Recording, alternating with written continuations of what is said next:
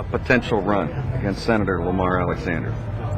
I am thinking about it. I'm very disappointed with what's happening in Washington these days and the direction the country is taking. I've been around government a long time. My father's been the governor and Speaker of the House here, and I think I've got a sense that Tennesseans are not happy with the direction this country's going in, and I think they're ready for a real change of direction, and I think they are sincerely tired of just what I call the hustle and flow of Washington, and I think they may be looking for a change. I know I am, and I am. I'm giving some serious thought to running this race. We knew it either a train or a plane or something like that would come by here.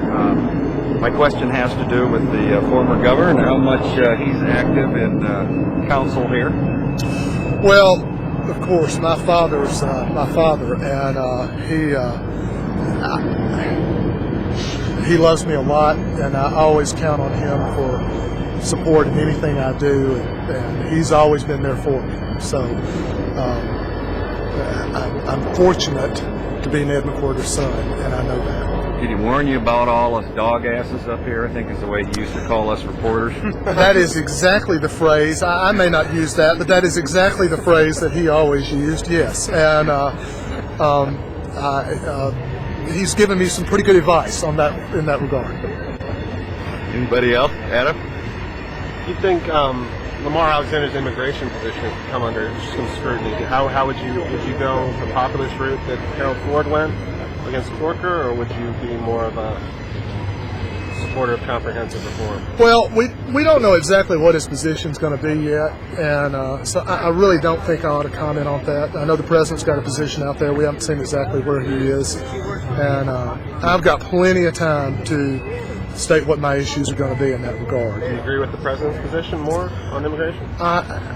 I'll wait and state my position later. All right. When will you make an announcement or make a decision as to whether you're soon? I have to make a decision soon. We had the plane, now the train. But you said end of the summer or something? I'd say within the next few weeks. I've got to make a decision. If I'm going to do this, it's going to be a long, tough, uphill race. I've got to make that decision soon. And since we don't know a whole lot about it, you've sort of overseen the family distillery, or not distillery, but the family distributing business over there in Dresden? In Dresden, right? Well, in Jackson, Tennessee. I guess you'd call me a farmer, a businessman. I'm an attorney. I practiced law here for many years before my father was governor, and in all candor, I quit after that because I think you have an immediate conflict of interest trying to practice law while your dad's sitting in the governor's office, and so I got back into business after that, and I've thoroughly enjoyed it, but do a little bit of all of those things. You've not held elective office? I have not held elective office, but I don't guess you could stand any closer to somebody who has than I have. I think someone told you how to answer that one, I think. Thank you.